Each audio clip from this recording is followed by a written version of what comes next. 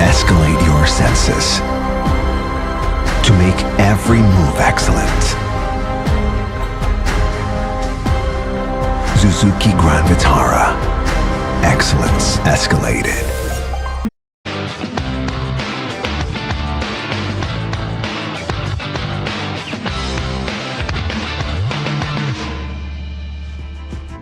Saya mau langsung ke Bung Ropan. Ya. Dari 9 pemain itu, saya tidak menemukan penjaga gawang ya. Nggak ada. Padahal di tim senior itu ada 2 penjaga gawang. Ada Emil, Yang ada Paes. levelnya, Tapi untuk level Piala Dunia di U17, kita masih percaya kepada Dava Ada. Setiawarman. Mungkin ada juga pemain dari Madura United ya. Iya, ada 4 kan kiper kalau nggak salah yang dipanggil. Tapi memang itu, saya pikir kiper mesti ada sebenarnya ya dari luar. Tapi Iya, mungkin kok nggak dapat ada. ya. Iya, yang Nova perhatikan yang menjadi fokus itu lebih banyak di tengah, di gelandang dengan banyak pemain itu yang dari 9 itu kan, Iya. kalau sampai 5. Ya, saya nggak tahu kalau memang apakah stoknya nggak ada, tapi saya rasa ada kalau mau dicari ya. Cuma kan semua berbalik kepada yang memberikan list itu, sehingga memang tidak ada. Kalau dari 4 itu kalau ada 1 kan bagus sebenarnya. Tapi apa boleh buat kan? Kita harus bisa memanfaatkan dengan ketersediaan 4 penjaga gawang itu. Iya. Yang penting kan 11 pemain itu ya pemain Krusial juga kan terbaik. bungkus penjaga Iya. gawang. Waktu Piala Asia sih penampilan Dava bagus ya. Saya menganggap salah satu yang tampil konsisten itu Dava. Cuma memang lini pertahanan saat itu ketika masuk fase gugur memang tidak siap menghadapi cara mainnya Korea Utara. Iya. Waktu di fase grup kan 3 kali menang loh. Dava main bagus. Secara keseluruhan tim main bagus. Waktu lawan Korea Utara ternyata kita tidak siap menghadapi lawan secara fisik kuat, bola-bola atasnya bagus.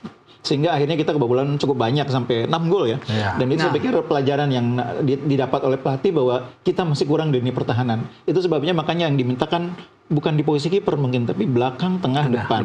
Dan saya pikir itu berdasarkan evaluasi dari penampilan tim selama kemarin Piala Asia. Oke. Berarti ini keputusan tim pelatih, keputusan Nova bahwa dia tetap percaya kepada penjaga-penjaga gawang yang ada di kita. Iya. Tapi tidak mustahil juga nanti ada tambahan kan masih panjang ini Iya. sampai November. Sampai November.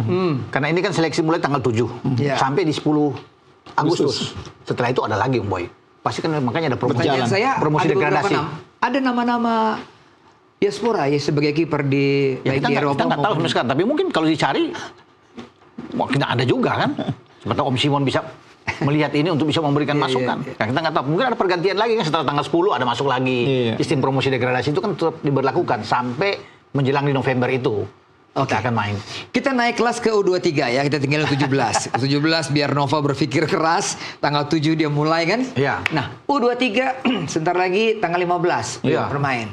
Bung Ropan, ada update apa nih? Atau ada sesuatu yang menarik dari U23 kita ini?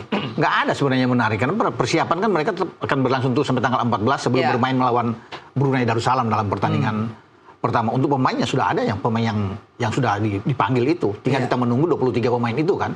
Akan ditentukan oleh Gerald Vandenberg sampai tanggal 14. Ya kita sangat berharap sekali memang ada pemain-pemain seperti tadinya di awal. Tapi akhirnya kan Ivan nggak bisa ada, Rafael Struijk juga nggak bisa ada sini kan. Iya. Yasin Habdan nggak bisa ikut, Marcelino apalagi ikut di Piala Presiden bersama dengan Oxford. Hanya Jan Slaven yang ada. Tapi kalau melihat dari apapun itu saya lihat ini pemain skuad ini bagus sebenarnya. Yang dipanggil ini.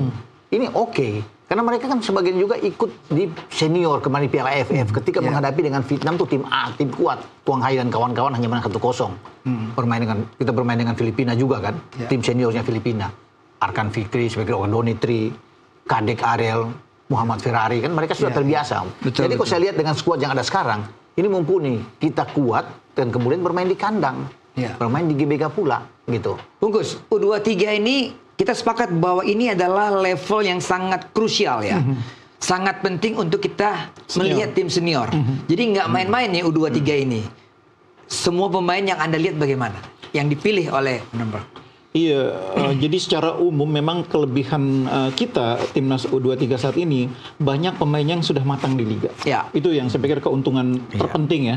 Plusnya tuh ya. Iya. Mereka Iya, hampir dapat semua jam pemain terbang di- dapat jam terbang. Itu antara lain berkat kebijakan mewajib memasukkan pemain di bawah 22 tahun ya. Itu kebijakan yang sangat positif yang melahirkan generasinya Kakang, Beckham, Ferrari dan sebagainya. Betul. Nah, ini pemain-pemain yang sekarang menjadi bagian dari timnas U23 hampir semuanya sudah mendapatkan jam terbang di kompetisi Liga 1 ataupun Liga 2. Memang ada yang main di Liga 2 seperti Frankie Misa, Cahaya Supriyadi, tapi sebagian besar main di Liga 1.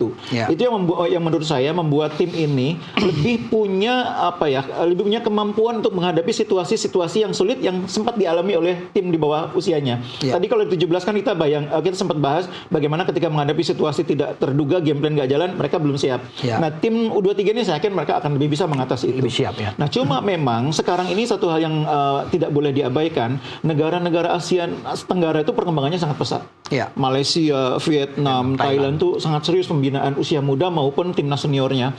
Dan sebagian pemain timnas senior yang ada di Thailand, di Vietnam, itu adalah pemain yang sekarang masih main di U23. Kita memang punya juga pemain yang sekarang main di U23 yang sudah main senior. Ya. Seperti Ferrari, Arhan Kakak juga, Arhan Fikri maksud saya. Ya, Fikri. Itu juga sudah main di senior. Tapi sebagian besar masih merupakan pemain pelapis. Kalau pemain Vietnam, Thailand, itu sebagian adalah pemain utama. Pemain utama. Nah, itu yang mungkin jadi tantangan tersendiri. Dan Vietnam ini sangat serius loh persiapannya untuk mereka ingin mempertahankan gelar. Mereka kan 2 kali beruntun sebagai juara Back to bertahan back, ya. Back to back. Jadi mereka ingin membuat 3 kali beruntun menjadi juara. Dan itu tantangan Treble, besar. ya? Treble. Nah, sayangnya memang timnas kita ini menjelang event ini mungkin belum bisa ya menyelesaikan administrasinya Mauro Gilstra. Kalau itu bisa masuk sebetulnya akan membuat lini depan lebih bagus. Kita di belakang udah kuat. Kalau Van den Broek dalam dugaan saya akan main 4-3-3 ya. Di belakang itu ada bek kanan ada Kakang, di tengah ada Ferrari, Ya, lalu ada Kadek. Kemudian di kiri dia bisa pilih banyak pilihannya itu. Donitri. Ada Donitri, bisa juga misalnya Frankie Misa. ini Maulana. Iya. Maulana dari Arema. Ada Mikel Tata. Frankie Misa, ada Tata, banyak Mikel Tata, pilihannya. iya. Di tengah juga pemain-pemainnya bagus ya. Ada Arhan Fikri yang sudah berpengalaman, Raihan ada Hanan. Raihan Hanan, ada Robi Darwis. Di depan juga pilihannya ada Jens Raven. Banyak Hoki lah pilihannya. Caraka. Hoki juga pernah main di senior ya. Iya, pernah Jadi main tim senior. ini kuat, Boy, sebetulnya. Iya. Jadi sebetulnya untuk menargetkan juara itu bukan hal yang berlebihan. Betul. Ya. Masalahnya mungkin satu. Mereka dikumpulkan pada saat kompetisi sudah selesai. Sehingga sebagian pemain kondisinya mungkin tidak sebaik ketika mereka masih main di liga. Itu mungkin masalahnya. Sehingga pelatih punya PR Iya, untuk iya. naikin. Maintenance-nya, Iya, cukup nggak waktunya. Dan yang kedua, kondisi pemain waktu datang tuh gimana? Beberapa pemain saya lihat kan main di Tarkam itu. Beberapa pemain saya lihat.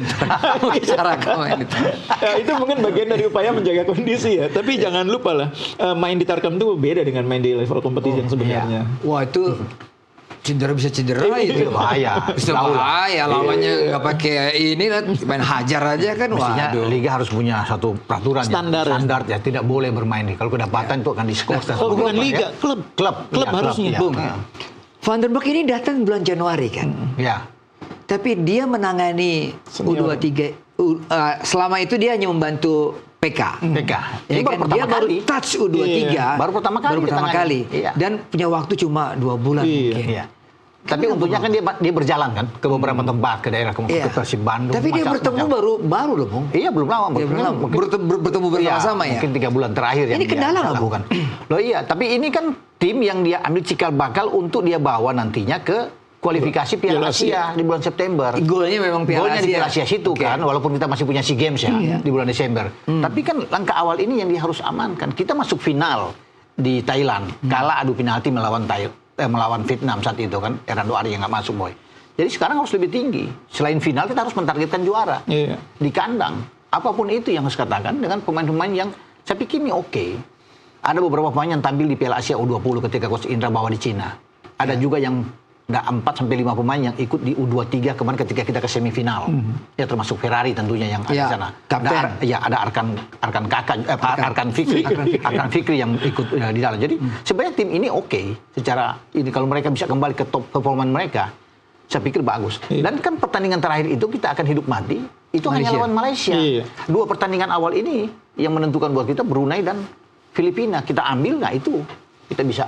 Ya kuat. tidak sulit buat kita untuk lolos ke Iya. babak berikutnya. Tapi setelah itu baru Tapi lolos pun belum tentu karena lawan terakhirnya kan Malaysia. Malaysia. Jadi emang mengalahkan Brunei mungkin oke gitu ya. Filipina. Tapi ngalahin Filipina oke. Tapi lawan Malaysia tuh menurut saya nggak mudah juga. Nggak mudah. Nggak mudah dan itu tantangan besarnya adalah bisakah kita melewati Malaysia atau minimal bisakah kita menang cukup besar dari. Nah, itu dia. Iya, kan soal gol aja. Iya. Kan? Nah, tapi kalau saya sih optimis ya kita bisa lolos sebagai salah satu dari 2 tim yang lolos dari grup ini. Karena lawan-lawan kita sebetulnya di luar Malaysia relatif masih di bawah kita. Iya. Nah, mungkin persoalannya adalah karena targetnya juara, kita nggak cukup cuma lolos dari fase grup, nggak cukup. Kita Iya, harus juara. harus juara. Nah itu pentingnya. Saya pikir Coach Van den Berg ini, jangan lupa loh, Coach Van den Berg ini ke Asia ini baru pertama loh. Iya, iya. Melihat pemain-pemain ini juga baru pertama, hanya Masih beberapa. ada Jadi nggak akan shock. mudah. Ini pertaruhan buat Culture dia. juga dia. Iya, pertaruhan buat Cultural dia. shock juga dong dia. Di satu sisi ini merupakan culture shock bagi dia. Iya. Kaget dengan situasi seperti ini. Yang di sisi yang lain, ini pertarungan nama besar dia. Iya. Orang yang pernah membawa Belanda juara Eropa. Iya. Eropa. Dia ini sukses menangani klub-klub untuk usia Iya, muda. betul. Dia Iya sangat-sangat dikenal sebagai pelatih yang sukses mengembangkan pemain-pemain muda ya. Iya. Jadi saya pikir ini tantangan besar bagi dia. Nah, cuma kalau melihat optimismenya dia, melihat bagaimana cara dia berinteraksi dengan pemain, saya melihat dia ini cukup optimis dengan materi yang ada. Mungkin masalahnya satu, mungkin dia belum lihat Vietnam, dia belum lihat Thailand, dia belum lihat Malaysia. Dia confidence dengan pemain yang Iya, ada. Tapi dia kan perlu tahu juga lawannya Iya. level sejauh mana levelnya. Itu yang mungkin persoalannya. Jadi tim PSSI, tim analisnya harus banyak feeding dia. Ini mainnya Vietnam begini, ini mainnya Thailand begini, mainnya Malaysia begini. Jadi sehingga confidence dia itu bisa ada komparasinya gitu loh. Sama sejarah selalu pertemuan kita dengan Malaysia itu Malaysia. selalu Iya. membawa-bawa hal-hal yang lain. gitu. Jangan salah Om Boy. Ketika kita masuk final 2 tahun lalu, kita kalah lawan Malaysia loh. Iya. Di grup, ya. Kita kalah dengan 2-1 waktu itu. Betul. Dan sekarang Mudah-mudahan Fergus Coach Van der Berg tahu ya. Iya, Fergus Tirne yang bikin gol 2 dan sekarang Malaysia udah minta ini loh. Ada nggak jaminan buat pemain Malaysia? Udah minta itu. minta jaminan. Karena mereka tahu kan bagaimana atmosfer di GBK Boy. Untuk Belum bisa- apa-apa udah minta jaminan. tekanan buat mereka pasti ya. Iya, iya. Pertandingan hidup mati, pertandingan terakhir tanggal 21 Mungkin itu. kaget tuh Van den Berg. Apa minta jaminan? Memang masalahnya apa? Oke, kita break lagi. Bung Ropan bungkus, kita kembali setelah pariwara berikut ini.